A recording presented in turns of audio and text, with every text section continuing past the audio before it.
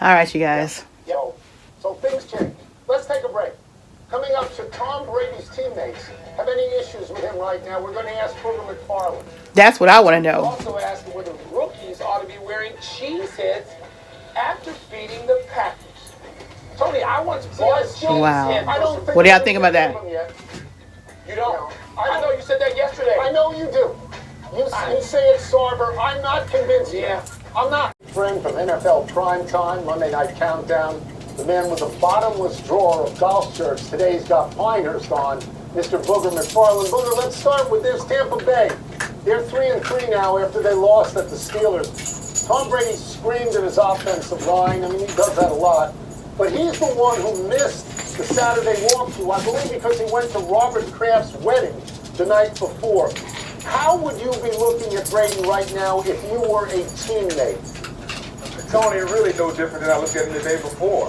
I think a lot of people are going to blame the loss to Pittsburgh maybe on what Tom Brady did. And the Buccaneers lost to Pittsburgh because they couldn't get off the field on defense on third down. Their offensive game plan was absolutely terrible. They didn't get the football to Mike Evans, and they weren't really unprepared.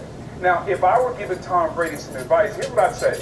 Like, there's nothing wrong with taking a private jet up to New York and going to the wedding. Nothing wrong with that. Back in the day when I played, we used to take the private jet. We didn't go to weddings. This was in my single days. We would go to Magic City and hang out. So there's nothing wrong with taking a private jet if you can do it. Here's the issue, though, Tony. The issue is this. If you can take the private jet up, why not bring the private jet back, get you a few hours sleep, come in Saturday morning, and go to the meeting with your teammates, and then you could avoid all this criticism. That's the one bit of advice I would give to Tom Brady. What y'all think about that? You open yourself up for all of that when you stay and meet your team. If we can criticize other people, I'm not going to name, for not flying home with your team, then we got to criticize Tom Brady for not flying to the city with his team. All this could have been avoided for another 15 or 20,000 on the private jet. Booger, I got to follow up here on this. Do you see potentially a problem coming, even for the guy who has clearly been as dedicated, as committed to the game and his team and his teammates as anybody ever? Does something like this lead to potentially a problem? You know, Mike, I don't know if it leads to a problem, but it definitely tells everyone that maybe for the first time ever, in the midst of football season, where Tom Brady is usually focused on strictly football between July and February, that there's something else that's taking precedent. Anytime you miss 11 days during training camp, anytime on a Friday night you decide to go to a wedding and stay and not fly back with your team, then you're telling us as teammates, and I'm pretty sure some of those teammates privately are talking about it, but you're also telling the public, hey, for the first time, there's something more important in my life right now football. That I have to miss time and miss things with my team to take care of. So he's going to open himself up to a lot of criticism. And he told us, hey, I got a lot of stuff going on. And I think for Tom Brady, he's got to figure out a way to manage that, because the people here in Tampa where I live, they don't really care about what's going on in his personal life. They don't really care about any of that. They care about, can you help this team win? Yeah, that's right. Won one Super Bowl, and we appreciate that for you. But at the end of the day, it's about what you can do now, and he's got to show up and perform at a higher level. I think his heart's not in it, and he needs to go ahead and retire for good. And one of the guys who stood out clearly is Von Miller. What is making him as effective as ever? Well, it's the same thing that's made Von effective forever. Like, his ability to bend Mike is unreal. Like as we get older, you're not supposed to be as limber. Like, I know I'm not, and I'm pretty sure you and Tony can't touch your toes. But for whatever reason, Von Miller has the ability to bend and turn the corner and still dip and rip and get around the corner.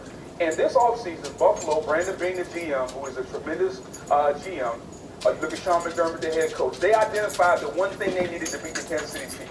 They needed a closer. They needed Mariano Rivera. They needed Dennis Eckersley. They needed at least, they needed somebody that in the bottom of the ninth, when they had a lead, they could close the game out. And they identified Von Miller.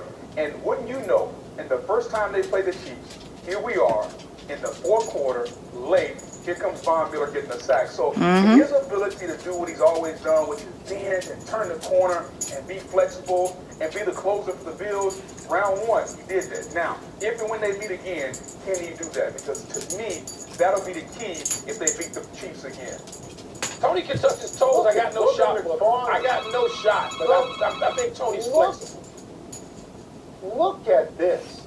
He's mixing sports metaphors. He goes to closers. He goes to the end.